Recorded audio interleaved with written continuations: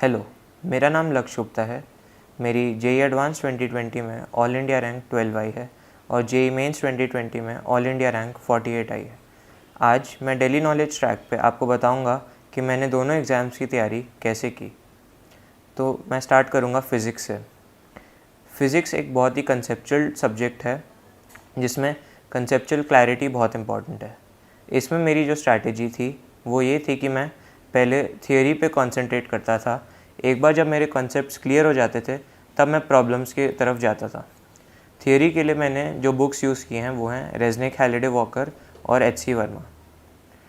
जब concepts clear हो जाएं तो मैंने प्रॉब्लम्स के लिए एच.सी. वर्मा, अनुराग मिश्रा और इरोडोव यूज़ किए हैं। मैंने जेई एडवांस के प्रीवियस ईयर प्रॉब्लम्स भी सॉल्व किए हैं फ़िज़िक्स के लिए।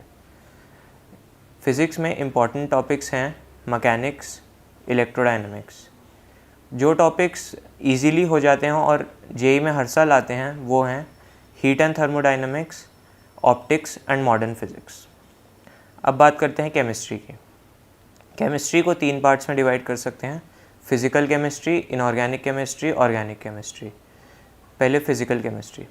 फ़िज़िकल केमिस्ट्री फ़िज़िक्स की तरह होती है, आपको मेनली कंसेप्ट पे फोकस करना होता है।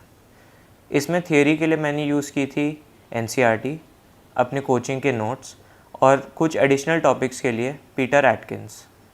इसके बाद मैंने प्रॉब्लम्स के लिए नीरज कुमार सर की book advance problems in physical chemistry use करी थी। इसके साथ मैंने जेई एडवांस के प्रीवियस ईयर प्रॉब्लम्स भी यूज़ किए थे। फिर ऑर्गेनिक केमिस्ट्री। ऑर्गेनिक केमिस्ट्री में आपके कंसेप्ट्स भी क्लियर होने चाहिए और आपको रिएक्शंस और रिएक्शन मैकेनिज़म्स दोनों याद होने चाहिए। इसके लिए मैंने यूज़ की थी एल.जी. वेड। एल.जी. वेड में सारे कंसेप्ट्स बहुत सिंपल लैंग्वेज में और एलैबोरेटली एक्सप्लेन्ड हैं। इसके बाद मैंने एनसीईआरटी की बुक्स पढ़ी थी। एनसीईआरटी में ऑर्गेनिक केमिस्ट्री में कई सारी रिएक्शंस होती हैं जो आपको मेमोराइज़ करनी होती हैं। इसके अलावा कुछ टॉपिक्स हैं जैसे biomolecules, polymers, practical organic chemistry. इसमें आपको एनसीईआरटी से पूरा मेमोराइज़ करना पड़ता है। ऑर्गेनिक केमिस्ट्री में रिएक्शन मैकेनिज़म्स मैंने लिख लिख के प्रैक्टिस किए थे। एक बार रिएक्शंस जब याद हो जाएं तो मैंने प्रैक्टिस के लिए एम.एस. चौहान की बुक यूज़ की थी और साथ में अपने कोचिंग के मॉड्यूल्स यूज़ किए थे। इसके साथ मैंने जेई एडवांस के प्रीवियस ईयर प्रॉब्लम्स भी किए थे। अब इनऑर्गेनिक केमिस्ट्री। इनऑर्गेनिक केमिस्ट्री में मेमोराइजेशन बहुत इंपॉर्टेंट होता है। आप इसके लिए मैंने एनसीईआरटी थॉरली फोकस की थी। एनसीईआरटी के मैंने सारे रिएक्शंस याद किए थे। एनसीईआरटी कई बार जेई में एनसीईआरटी से डायरेक्ट क्वेश्चंस आ जाते हैं, तो इसलिए आपकी एनसीईआरटी फिंगर टिप्स पे होनी चाहिए। एक बार जब आपके कंसेप्ट्स क्लियर हो जाएं, उसके बाद प्रैक्टिस भी बहुत इंपॉर्टेंट है। इसके लिए मैंने कपिल वाधवा सर की book advance problems in inorganic chemistry use करी थी। केमिस्ट्री में अगर इम्पॉर्टेंट टॉपिक्स की बात की जाए तो फिजिकल केमिस्ट्री में थर्मोडायनेमिक्स एंड इक्विलिब्रियम बहुत इंपॉर्टेंट है। ऑर्गेनिक केमिस्ट्री में कुछ टॉपिक्स हैं जैसे aldol reaction, Cannizzaro reaction, biomolecules. इन टॉपिक से हर साल क्वेश्चंस आते हैं और काफ़ी इजी आते हैं। और एक और इम्पॉर्टेंट टॉपिक है ऑक्सीडेशन रिडक्शन। इनऑर्गेनिक केमिस्ट्री में कुछ टॉपिक्स हैं जैसे coordination compounds, chemical bonding, metallurgy. इनमें काफ़ी कम मेमोराइजेशन में और थोड़ी प्रैक्टिस से आप जेई एडवांस के प्रॉब्लम्स इजीली क्रैक कर सकते हैं। अब मैथ्स की बात करते हैं। जेई एडवांस के लिए मैथ्स में प्रैक्टिस बहुत ज़्यादा इंपॉर्टेंट है। मेरी जो इसमें स्ट्रैटेजी रही थी वो ये थी कि मैं जब भी कोई कॉन्सेप्ट पढ़ता था उसके बाद उससे रिलेटेड 10 to 15 प्रॉब्लम्स करता था और जनरली डेली मैं टारगेट रखता था कि 30 to 40 प्रॉब्लम्स मैथ्स में अटेम्प्ट करनी है।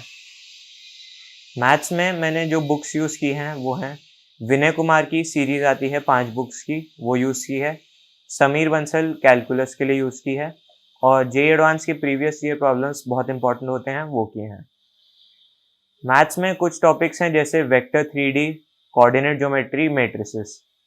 ये टॉपिक्स बहुत जल्दी कवर हो जाते हैं और जेई एडवांस में इनके हर साल सवाल आते हैं, तो ये करना बहुत ज़रूरी होता है। एक बार जब आपका सिलेबस कंप्लीट हो जाए तो फिर बहुत इंपॉर्टेंट होता है रिवीजन करना। मैंने अपने केस में पूरा सिलेबस 2 बार रिवाइज किया था और बहुत सारे मॉक टेस्ट अटेम्प्ट किए थे। मैंने 12th में ही अराउंड 200 मॉक टेस्ट अटेम्प्ट किए थे। अब बात करते हैं पेपर अटेम्प्टिंग स्ट्रैटेजी की। मैंने जेईई एडवांस से पहले बहुत सारे पेपर्स प्रैक्टिस किए थे। इन पेपर्स को मैंने जेईई एडवांस के टाइम स्लॉट्स यानी कि 9 to 12 एंड 2:30 to 5:30 के बीच में ही प्रैक्टिस किए थे। इससे मेरा एग्जाम टेम्परामेंट बिल्ड हुआ और मेरी बॉडी क्लॉक सेट हो गई। पेपर अटेम्प्टिंग स्ट्रैटेजी की बात करें तो मेरी जो स्ट्रैटेजी थी वो ये थी कि मैं पहले 40 मिनट्स एग्ज़ाम के फिज़िक्स अटेम्प्ट करता था। उसके बाद नेक्स्ट 40 मिनट्स मैं केमिस्ट्री अटेम्प्ट करता था। फिर 100 मिनट्स जो बचते थे उसमें 60 मिनट्स मैं मैथमेटिक्स को देता था और बाकी के 40 मिनट्स मैं उन क्वेश्चंस को देता था जो मिनिमम टाइम में इजीली सॉल्व हो जाएं। ये थी मेरी पेपर अटेम्प्टिंग स्ट्रैटेजी। मेंस में मेरी स्ट्रैटेजी ये थी कि मैं पूरा पेपर पहले इजी क्वेश्चंस करता था, फिर मॉडरेट, फिर डिफ़िकल्ट। बीच में किसी क्वेश्चन पे ज़्यादा टाइम स्पेंड नहीं करना होता और कोई क्वेश्चन अगर सॉल्व ना हो तो उसको स्किप कर देना चाहिए, पैनिक नहीं होना चाहिए। जेईई मेंस के लिए मैंने 1 महीने पहले कुछ टॉपिक्स जो जेईई मेंस के सिलेबस में आते हैं उनको किया था। जैसे फिज़िक्स में टॉपिक्स हैं semiconductors, electromagnetic waves etcetera. Chemistry में chemistry in everyday life, maths में स्टैटिस्टिक्स एट्सेट्रा। तो इन टॉपिक्स की आपको डिटेल्ड लिस्ट जेईई मेंस की वेबसाइट पे मिल जाएगी, आप उसको कंसल्ट कर सकते हैं। इन टॉपिक्स के जेईई मेंस में हर साल हर शिफ्ट में क्वेश्चंस आते हैं और ये बहुत इजी और स्कोरिंग टॉपिक्स हैं। जेईई मेंस के लिए मैंने इसके अलावा 1 मंथ पहले से मॉक टेस्ट देना स्टार्ट किया था। अराउंड 10 मॉक टेस्ट दिए थे उसी टाइम स्लॉट में जिसमें मेरा पेपर होने वाला था और इसमें मैंने टाइम कंस्ट्रेंट का बहुत ध्यान रखा था क्योंकि वो बहुत इम्पॉर्टेंट होता है। अब बात करते हैं कि बोर्ड्स और जेईई प्रिपरेशन को साथ में कैसे बैलेंस करना है। तो मेरा मानना ये है कि अगर आपने 2 साल जेईई की अच्छे से तैयारी की है तो आपके फिज़िक्स, केमिस्ट्री, मैथमेटिक्स में सारे कंसेप्ट्स क्लियर होंगे। तो बोर्ड्स के लिए मैंने 1 मंथ पहले प्रिपरेशन स्टार्ट की। मेनली मैंने अपना टाइम फिज़िकल एजुकेशन और इंग्लिश को दिया। इसमें मैंने जो सीबीएसई की प्रिस्क्राइब बुक्स हैं उनको रेफ़र किया और प्रीवियस ईयर पेपर्स को एक बार देख लिया और फिज़िक्स, केमिस्ट्री, मैथ्स की मैंने एनसीईआरटीज़ और कुछ इंपॉर्टेंट क्वेश्चंस किए थे। इसके अलावा मैंने हर सब्जेक्ट के एक मॉक टेस्ट दिया था। तो इसमें मेरी बोर्ड्स की तैयारी हो गई। अब बात करते हैं क्या सोशल मीडिया यूज़ करना चाहिए जेईई एस्पिरेंट्स को।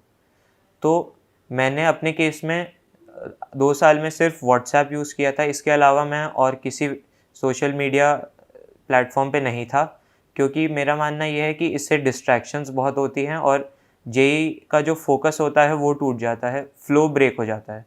तो मैं जेईई एस्पिरेंट्स को यही एडवाइस करूँगा कि जितना हो सके मोबाइल फ़ोन्स, सोशल मीडिया से दूर रहें, इसमें आपका बेनिफिट होगा। तो ये थी मेरी जेईई एडवांस और जेईई मेंस की प्रिपरेशन स्ट्रैटेजी। मैंने आपको ये भी बताया कि बोर्ड्स को मैंने साथ में कैसे मैनेज किया।